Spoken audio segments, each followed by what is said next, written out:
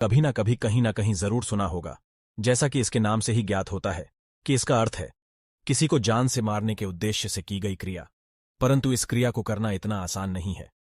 इस क्रिया को करने के लिए व्यक्ति के पास सिद्धि होना अति आवश्यक है। बिना सिद्धि के इस क्रिया को कोई भी व्यक्ति नहीं कर सकता। मारण क्रिया अघोर तंत्र की सबसे खतरनाक क्रिया है।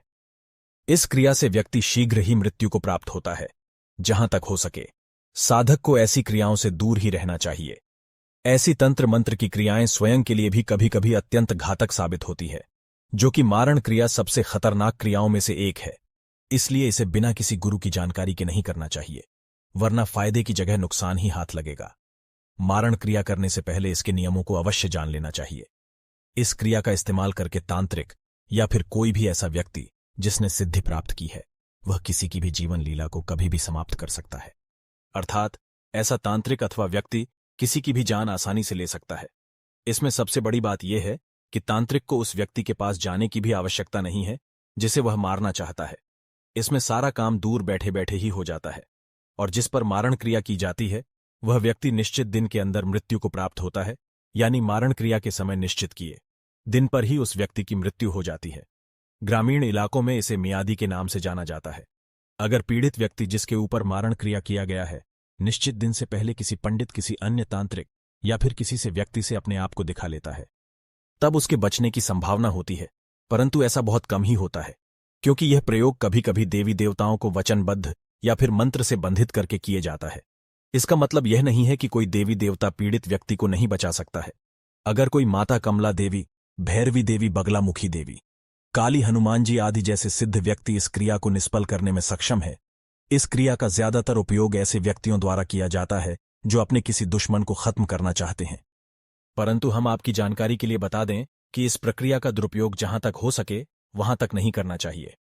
मित्रों, अब तो यह आप जान ही गए होंगे कि मारण क्रिया क्या है और मारण क्रिया का इस्तेमाल किस लिए किया जाता है। चलिए अब आपको हम इस बात की जानकारी देते हैं कि आखिर मारण क्रिया कैसे की जाती है। इसके पहले हम आपको यह बताएं कि मारण क्रिया कैसे की जाती है।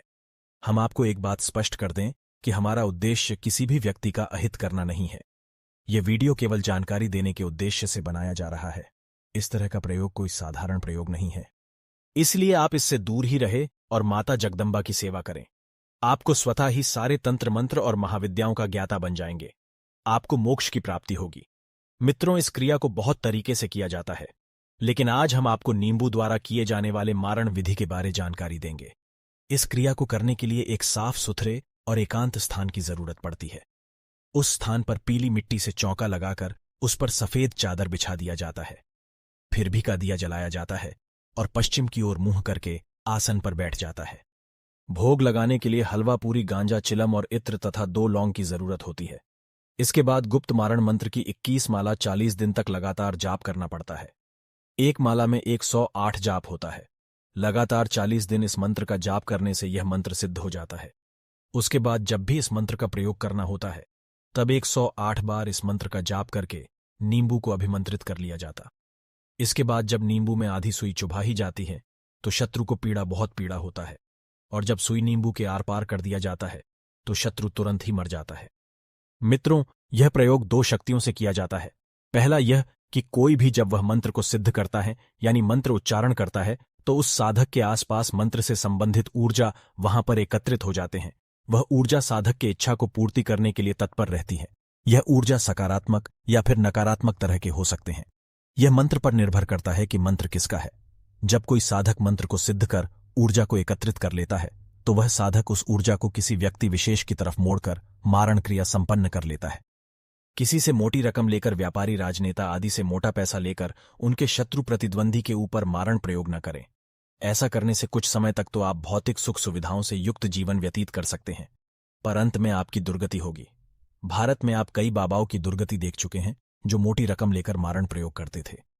आज की वीडियो में बस इतना ही। आपको हमारी जानकारी कैसी लगी आप हमें कमेंट में जरूर बताएं और अपने दोस्तों के साथ भी शेयर जरूर करें, और हमारे चैनल को भी सब्सक्राइब कर ले। फिर मिलते हैं।